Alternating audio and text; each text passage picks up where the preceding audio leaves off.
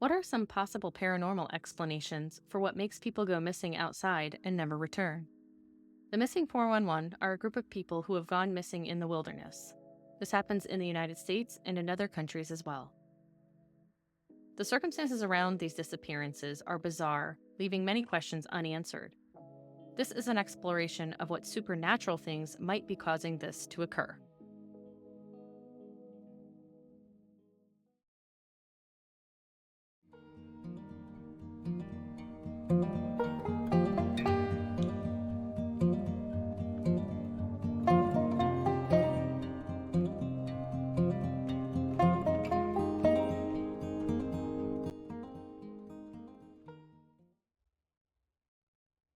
So, just a quick explanation of what this video is seeking to do. I'm tackling the Missing 411 here from a paranormal perspective. This is a hotly contested topic. There are some people who think that it must never have a supernatural explanation. There are others who think it must always have a supernatural explanation. But I fall somewhere in the middle. I think if you had 100 missing 411 cases put in front of you, and magically you could see what happened to them, some number of them would have standard explanations, such as running away, getting kidnapped, getting lost, animal predation, etc. But I still think that some other number of them would have freakier explanations. We do have evidence that points toward that. It's not just sheer conjecture or imagination. So that's what we're going to discuss here.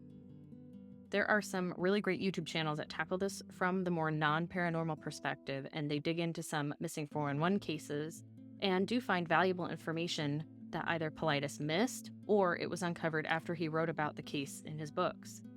Those channels are Missing Enigma and Lore Lodge. They do a lot of great research to uncover really fascinating facts, and I think it's well worth reviewing. Sometimes they uncover that narratives in these cases were not exactly what we thought they were. Those channels are really great, and I do recommend them. I also just recommend being open-minded in general. So if you want to try to tackle this from the more supernatural angle, welcome and enjoy.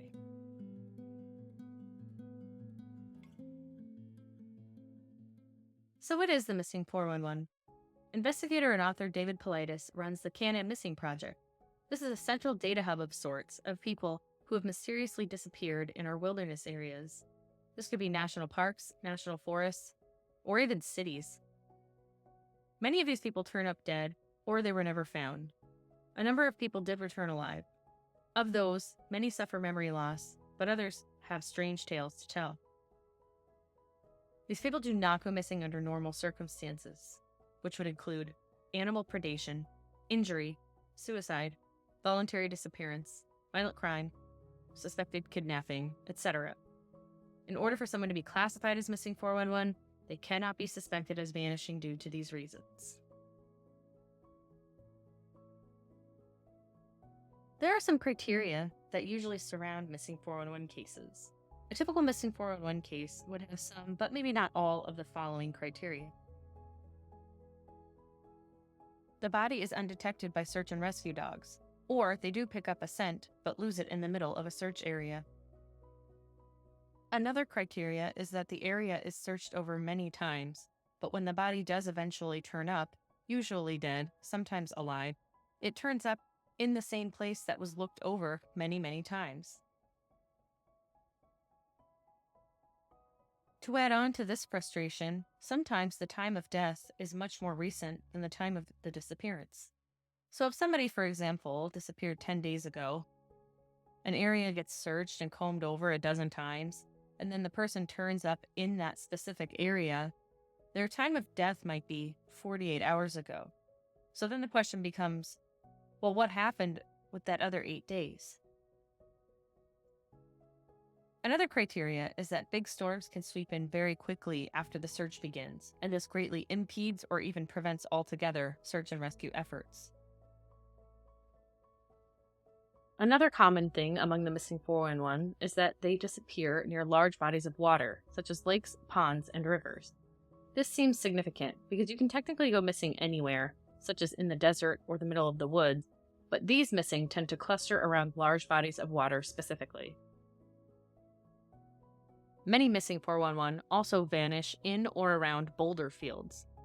This seems significant because boulder fields are not overly common. And interestingly, there is a lot of folklore in places like Ireland that warn people against hiking in or near these boulder fields. The reason for this is that they believe historically that this is where the fae folk or the fairy people live. Berry picking is a typical activity for the missing, especially a lot of the older cases. Again, this is significant because it's not a typical activity of everyone who's out in the wilderness. Children who are found, whether dead or alive, can be found vast distances from where they vanished. And it's too far away to be explicable, especially because in many cases, the terrain is too severe for an adult to be able to traverse in that period of time, let alone a child. In one case, Paulides did have an experienced outdoorsman attend the site of a missing child with him. They went from the point where the vanishing occurred to the point where the body was found. They timed it. The adult male experienced hiker could not make that hike in the amount of time that apparently the child did. So this begs the question, how did the child get there? Were they picked up and carried? Point of separation. This is a term created by Paulides to describe when a person is with others, and 1 second they're there, and the next second they're gone. This detail is significant because it's not describing instances where the vanished person disappears from sight for a number of hours, and then eventually people might figure out that they're missing entirely. It describes instances where the person is there and very close by, and then inexplicably, for no known reason at all, they're gone. Another criteria of missing 411 cases is that search and rescue efforts are often abandoned entirely after about 7 to 10 days with no explanation given. The search and rescue efforts start off with much enthusiasm and much media blitz, and the authorities reassure the public that they're doing everything they can. And then suddenly, within about a week or two, they quietly shut down search and rescue operations, and they don't give a reason why, not even to the families. So this points toward a suspicion that authorities know a lot more than they're telling us in these cases. There are some patterns among the missing 411 which are interesting and should be discussed. Some of these patterns include drowning victims.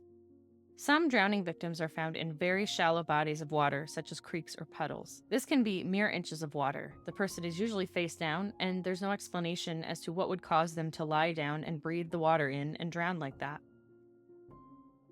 People who go missing tend to either be of very high intelligence, such as doctors or scientists, or they might have a cognitive disorder, such as autism. This is not every missing 411 case, it is just many of them. Most of the missing 411 are men. In fact, it's 75%. This is significant as compared to the normal baseline human population, which in any given area is generally 50% men and 50% women. Just a note here on data and statistics. 75% of the missing being men may or may not be significant. This is because it's highly possible that that same ratio of men and women are what comprises the people who are out in the wilderness areas to begin with. Heritage. An unusual ratio of the missing tend to have German ancestry. This is incredibly interesting because in America, we're a melting pot, and there are many types of heritage that one may have. So a high number of the missing having German ancestry specifically seems to be a very significant data point and is noticed by many. Many people go missing in places with devil or demon in the name. An example of this would be Devil's Den. Paulides has written an entire book on this called Missing 411, The Devil's in the Details. So the last pattern point is strange behavior among the authorities involved in the investigation. For one thing, subsequent efforts to find more information on the missing people from the National Park Service is usually refused or greatly impeded. They don't want to give this information over. Piggybacking onto that point is that in many cases, the FBI will show up, even though it is not really in their procedures or jurisdiction to do so. They show up, take over the investigation, and then typically they have the attitude that they don't have to tell anyone anything that they're finding, not even the family of the missing person. So what are some of the paranormal possibilities behind these strange disappearances? Bigfoot. In some incidents of missing children, the children come back alive and report having been cared for by a bear man, a bear, or a hairy man. The problem is, bears don't provide care for human children, they eat them. As already discussed, Paulides details many cases of young children who go missing inexplicably and are located vast distances from where they vanished. It's almost as if they were picked up and carried somehow. Could it be that they were carried there by a Bigfoot? While many on the internet accuse Paulides of blaming Bigfoot for these disappearances, Paulides has never actually done so. He does attend Bigfoot conferences out of a personal interest in that phenomenon, but he makes it clear that he does not subscribe to any definitive theory for the cause of the missing 411. He simply leaves it at, "I don't know what's causing this." Portals. Some people who have gone missing and lived to tell about it recount going through the forest. They say suddenly, all the sound stops, everything seems to go very still, and then spooky things begin to happen. This is called the Oz factor or the Oz effect. Maybe they enter a strange meadow that wasn't there before, or the trail changes right in front of them. They look around and they're seemingly in a totally different place or a totally different world. One woman discussed watching her friend put her finger through an ethereal shimmer in front of her. The woman's finger disappeared. Similarly, a Colorado man told Paulides that he heard a loud hum on the trail. Everything in front of him became blurry. He stuck his foot through that blurriness, and his foot disappeared. The man turned and ran away, and he was grateful that he did so. Some people who have gone missing and returned say the event lasted mere seconds or minutes, but when they see people again, they discover they've actually been missing for hours or even days. This is called missing time. Fairies. Many people, including a friend of mine, have discussed being in the woods, getting lost, and either being helped or being messed with by tiny little people, described as elves, goblins, fae folk, or gnomes, who live in the woods and who are not of this realm. The witnesses know that they're not supposed to be seeing these people or interacting with them on a normal basis, but in these cases, when they do interact with them, they talk about sometimes going underground or in a cave, or being lost in some sort of strange meadow, being offered food and drink by these little humanoid creatures. Sometimes these creatures are making music or dancing in circles and singing songs. Is it possible that sometimes people are abducted by little fae folk and they just never come back? For at least the past few centuries, folktales have persisted across various cultures, warning children and adults alike of little people who will abduct them into their hidden realms if they venture into the forest alone. In my recent video, Fairy Encounters in America, I discussed my findings while delving into hundreds of fairy encounters across the US. There are dozens of accounts in various US states where the witness is lured outside, out of their bed and into the woods by an ethereal music whose origins they cannot identify. Others will see little creatures in their bed or at their window beckoning them into the forest. And still others hear bells or music in the forest and report entering an altogether different realm where they encounter tiny, dancing, singing beings.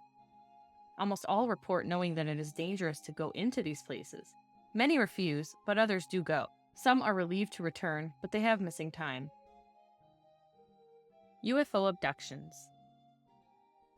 In one of his documentaries, Missing 411: The UFO Connection, Paulides covers a missing hunter who lived to tell a bizarre tale. In 1974, Carl Higdon disappeared from the wilderness of Wyoming. He claimed he got abducted into a transparent cube-shaped craft, then was dropped back into the woods in a state of confusion. His drop apparently was also witnessed by others. He got offered strange pills to eat by the aliens and claims he even received a vasectomy. It's a wild ride to listen to this story, so if you haven't already seen the documentary, I highly recommend it. Those of us who legitimately believe in alien abduction phenomenon wouldn't find it hard to believe that aliens may abduct people out of the forest or wilderness because it is discreet. Some may also subscribe to a theory around aliens working directly with our government, who may sanction the abductions of their own citizens under very specific conditions, as per certain agreements between aliens and presidents, such as Eisenhower. It looks like some of these people just disappear right where they were standing, and they've gone physically up because there are no footprints, there is no scent left behind, and there are no indicators whatsoever that they had traveled beyond a certain point on the ground.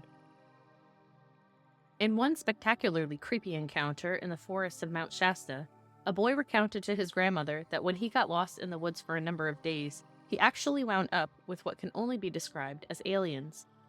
He told his grandmother that he wound up in an underground cave that had guns, purses, and spiders in it. He said that an entity who looked just like his grandmother, except, quote, like a robot, examined his stomach and tried to get him to defecate on sticky paper. He said he couldn't, and the entity got annoyed. She supposedly informed the boy that he was from outer space, and they had planted him in his mommy's tummy. This bothered his real grandmother immensely, not only because of the details of his story, but because she herself had camped in that same spot with a friend earlier in the year. She had awoken face down in the dirt outside of her tent with a wound on her neck, and she was violently ill. Her friend also awoke inside his camper with a wound on his neck, and he was violently ill. They had both seen red eyes peering at them through the forest before going to sleep. But to make this all even stranger, they had also noticed they hadn't even observed any wildlife at all during the trip, except for 2 crows who sat in a tree staring at them, and this creeped them out. But maybe the entire phenomenon of having missing time and then recalling it as an alien abduction is really just all memories planted by a psychotic government, and this leads us into the next possibility. Government experiments. Anyone who's been looking into high strangeness long enough begins to understand that our government has a lot to do with the strange things that occur to people. The government often experiments on people without permission, and this could be anything from mind control to bioweapons testing. For example, MKUltra. MKUltra is a series of mind control experiments performed by the CIA throughout the 1950s and 60s. Arguably, they are still doing so today. Oftentimes, these experiments are performed on unwitting subjects, such as prisoners or children who are abandoned at mental hospitals. They would use drugs and many experimental and cruel techniques to alter the memories, behavior, and thoughts of their subjects. Charles Manson and Ted Kaczynski were examples of the CIA's mind control victims during this time. Project Mirage is also a purported program the intelligence agencies run on people, in which they abduct citizens and brainwash them into having future memories of the event being an alien abduction. In reality, the event was just a bunch of government employees abducting people and experimenting on them. But the memories that people are left with are false memories to screen what really happened, and those false memories are of aliens abducting them. So, the US government is not above abducting its own citizens to perform these sick experiments on us. As discussed in my last fairy sightings video, some people who have gone missing and live to tell about it talk about seeing a predator-like camouflage shimmering figure in the woods who seems to be stalking or hunting them. Is it possible the government is using advanced technology and testing it out on innocent members in the wilderness where nobody can see what they're up to? The government actually has been testing invisibility cloaking technology for some time now, which would allow soldiers to blend in almost flawlessly with their surroundings. Perhaps this could explain the predator-esque effect some hunters report stalking them around and hiding in the trees. The government has also reportedly performed many experiments with, quote, interdimensional holograms, teleportation, and time travel. So, maybe our government has either created tech and mind control, which makes us believe something supernatural is happening, or they actually have opened doorways for supernatural entities to come through. Some scientists who work close to CERN technology claim that it is little more than demon summoning and portal opening technology. Even Elon Musk has warned us about how evil it is. The government doesn't want us to know. The biggest frustration about this whole thing is how much the government seems to be covering it up. This is one of the main reasons that people think the cause for these missing people goes well above and beyond typical explanation. In many instances, Politis has been prevented from obtaining proper information from the National Park Service. They claim they don't even record the number of people that go missing in these parks or the information. They say the data just isn't there. Now, in reality, that data has to exist, but they are just not sharing it with anyone. And come on, these are the same people that collect every single text message and sound and video they can from our cell phones and laptops, and they assign it to our profile in their sick little database to use against us. They use it to control us, censor us, and even advertise to us. So you can't tell me that they don't keep track of people who go missing in their own parks. The National Park Service claims that they rely on, quote, institutional memories for this information. This essentially means whatever our employees remember in their heads. Politis has issued Freedom of Information Act requests, also called FOIA requests, and has been denied. Sometimes the government tells him absurd things, like he has to pay millions of dollars to obtain this information. Or they say that because his book is not in enough libraries, then he's not allowed to have this data. These are made-up policies that make no sense. They serve only to obstruct his ability to obtain the info. Why would they need to apply astronomical prices or irrational conditions to information that is essentially just a forest ranger's memories? In one candid phone discussion, one of these authorities simply told Politis straight up that he would never get the information he wanted on a specific case of a missing teenager, and Politis never has been able to get it. Why is it that the government can find you living in a shack in Guatemala if you skip out on your taxes, but they refuse to find hundreds of missing civilians in the parks that they manage? Something is causing the bizarre disappearances of people in our wilderness areas. I think it's not wise to point the finger at any one singular cause. 10 different people could go missing for 10 different reasons. But the reasons discussed here are the possibilities that exist outside the standard cookie-cutter and lackluster suppositions, such as serial killers, weather, and bears. We do have some evidence for these more paranormal explanations. At the end of the day, families have been and continue to be destroyed over these disappearances and our lack of answers. Politis sheds light on these cases in order to make a plea to the public to acknowledge them and report any information you might have which would help locate these people. Please visit his website, which is linked in the description. Additional links for the programs and cases cited in this video will also be provided in the description. Thank you for watching this video.